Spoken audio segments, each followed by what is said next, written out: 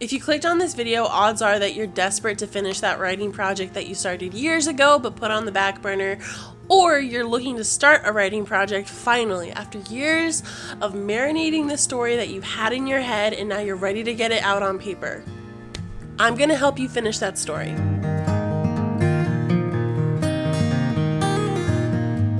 If you're new here, hello, my name is Rebecca. I'm a horror writer, and I love to share my process as I'm working on my debut novel here on the channel. And I thought I would share some credentials with you so that you can trust me. We're building trust here. I want you to understand that this advice is coming from someone who has been there, all right? Credential number 1, I got my bachelor's in English. I studied professional and creative writing, and so I feel like I have a pretty good grasp on writing as a craft. Credential number 2 is after years of not being able to finish a work, I finally managed to finish the first draft of my project earlier this year. This was a huge goal for me. I'd never been able to kind of get the story out on paper before. As someone that struggles with ADHD and just honestly neurodivergent issues, being able to finish a project, especially something as long as a book, was huge for me. And so I want to share that it is possible for you to do it too, whether you suffer with neurodivergency or not. I say suffer.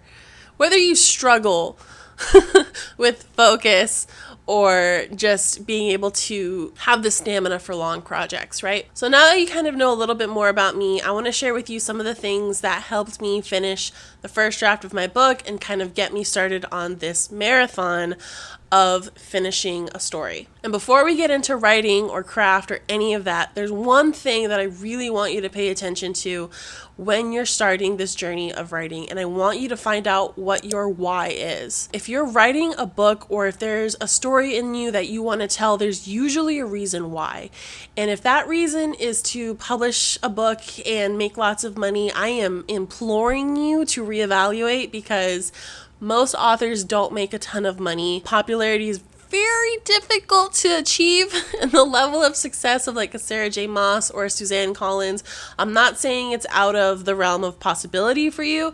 I'm just saying their overnight success also took years to develop. So just be very certain of why it is that you want to start writing, because that why is what's going to keep you going when you hit a wall, when you hit writer's block, when you want to procrastinate.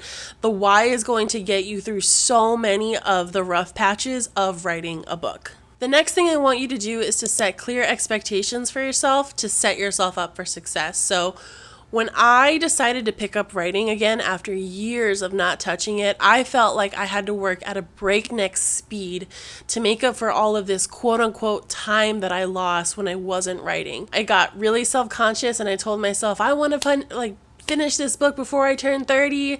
I just turned 30 this year, and I think I finished my first draft after I turned 30. So if you're a little older like me, or if you're in high school or in early college and you're just like, I have to get this done, I want to make it perfectly clear that there is no such thing as time lost, okay? There's just the time that you're taking now to finish the project. It might feel like there's people that are already more successful than you. They got published earlier than you. They started writing earlier than you.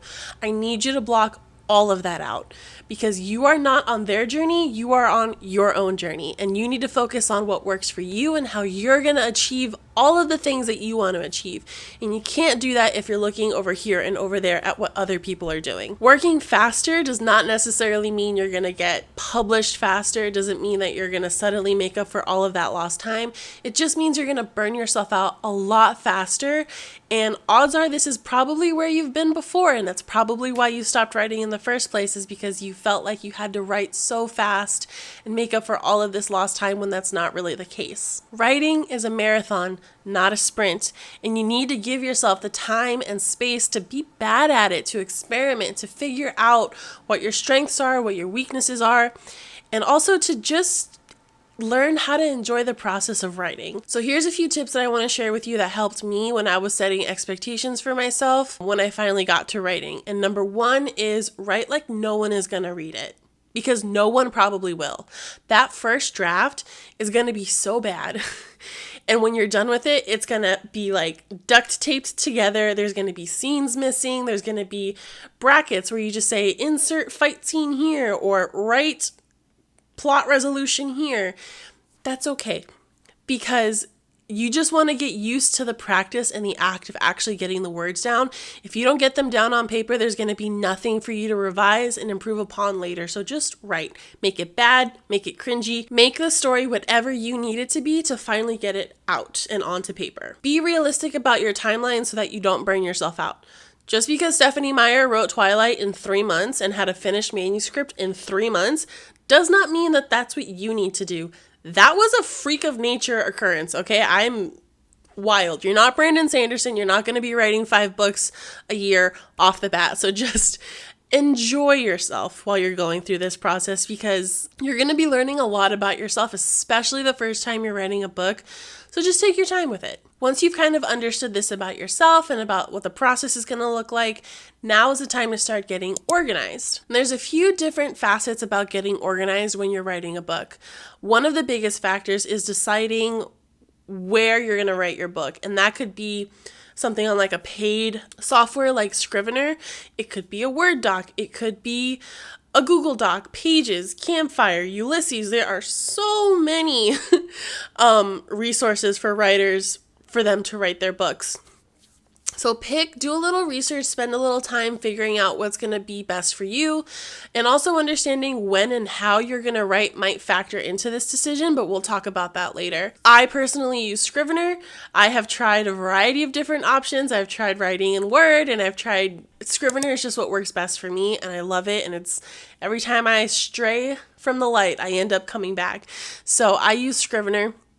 But you can use something like Word and then use other systems like Milanote or Notion to keep kind of all of your world building in one place that lets you visualize exactly what it is that you're creating. And so just spend a little time figuring out what works best for you. If you're someone that you know you're going to be writing on the go quite a lot because you're really busy, some sort of software with like a cloud sharing capability is going to be really important for you. So something like a Word or a Google Doc might be a lot better than Scrivener. So just spend the time, do the research, figure out what's going to work best for you, and then stick to it. The last thing you want to do is hop around different systems while you're in the middle of writing your book. So just pick something and stick to it. The other part of that organization and all of the data and research that you're going to put into your Scrivener file or your Milanote or your Notion is going to be your book research, right? So no two research processes are the same.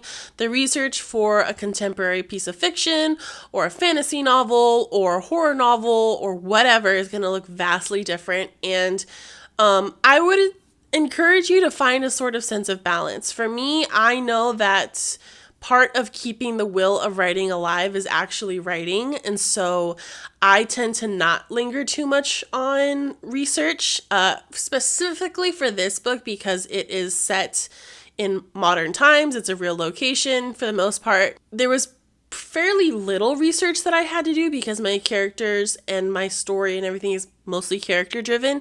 So I was able to kind of write pretty quickly from the get-go and then go back and fill in some gaps with some supplementary research. But don't let research and like the word research scare you. It should be fun. It's just going to help you build and figure out how to plot your story a lot better and help your world feel a lot more lived in. So once you figure out where you're going to write your story, how you're going to write it, where you're going to put all your information, the next thing that you want to do is learn how to manage your time efficiently and create a structured writing routine. I want to preface this by saying that most of us are not in the position to make writing our full-time jobs.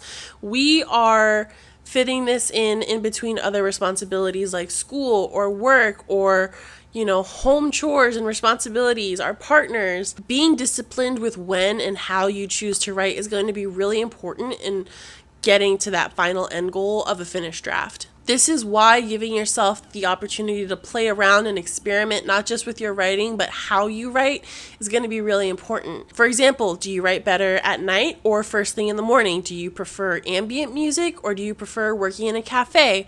Do you need to read a chapter of something to get you motivated, or do you need nothing and no one to influence you before you sit down and put words on the page? There's so many questions when it comes to building a writing routine, and there's so many writing routines that exist. And so it's fun to kind of experiment with other people's routines and find out what it is that you want to include in your own.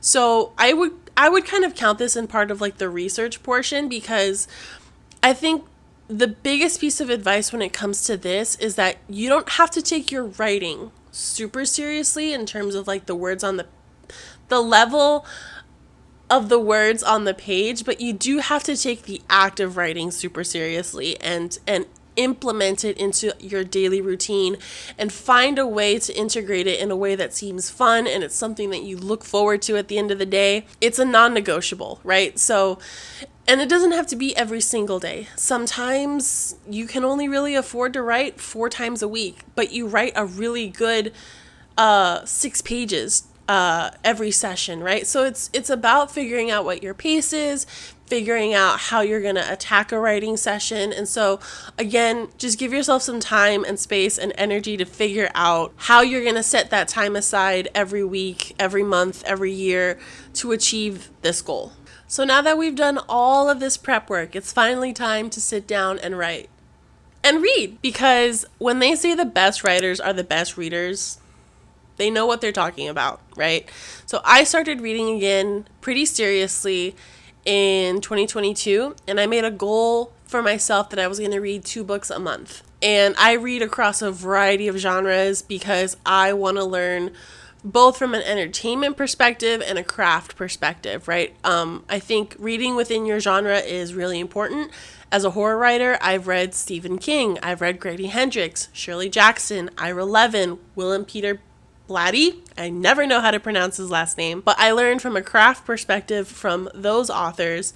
And then I read outside of the genre to learn about what other authors are doing and if there's anything in those genres that I kind of want to bring into my own writing, because I think as soon as you pigeonhole yourself into a specific style of writing for a genre, you lose the ability to add any sort of freshness or new perspective to something that might be a little bit stale. As you begin working on your draft, whether you find that you need a detailed outline or you use a beat sheet or you're just flying by the seat of your pants, just write. I think that's the biggest piece of advice. Beside finding out why you want to write a book, actually writing the book. And I feel like that's just said over and over again, but it's so true. And I know I've said it before in this video already, but there's going to be nothing to polish and improve if you don't have anything down on paper. Don't worry about repeating words. Don't worry if the scene falls flat. Don't worry if you have to tell instead of show right now, or if you have to write out, she felt scared. If you're getting tripped up on all of the descriptions and the showing and the not telling, just write it down and you can come back to it later. You can always edit later. You need to draft now. There will also absolutely be times where you will sit down and have word constipation and the words will just refuse to come out. And a lot of people call this writer's block. A lot of people call it procrastination. But this is why your why is so important, right? So you might have an overall sense of why you want to write, but also understanding why you want to write this specific story is going to be really, really important. And I think that sense of the why changes with every single story that you touch and you try to tell. When the story feels like it's dying, your why is going to drive you and push you to push past that discomfort and that feeling of, oh my God, I failed. Oh my God, I wrote myself into a corner. Oh my God, I don't know how to navigate this. It will push you to look at the story from new angles. It will help you see the story in new ways and breathe new life into it. And so that's why I think having a why is just so crucial to actually finding success as a writer. In my own writing journey, I've discovered that writer's block is really just me starting the scene in the wrong place. And I think that happens a lot as writers. We spend so much time visualizing this story in our heads and we come up with scenes and they're just kind of like an inkling of a scene. And then when we get to actually writing it and it's this thing that we've been so excited to write, sometimes the way that we've envisioned it is not the way that it's supposed to happen. So being able to put aside, I think, your ego and how you think things should go to make room for the way that things should progress is going to be really, really important in helping move the story forward in a way that makes sense and it's engaging and it's fun and still hooks your reader. I also want to say that sometimes it's really important to step away from the project for a day or two. When you are so hyper focused on what you're doing and what's not working, it kind of blocks out new ways of thinking and new ways to look at the story. And so spending some time outside and away from it is going to be really, really helpful, so that when you do sit down and look at it again with fresh eyes, you might say, oh, I know exactly how to fix this. The other thing is to just acknowledge that writing a book is really hard work. It's a labor of love.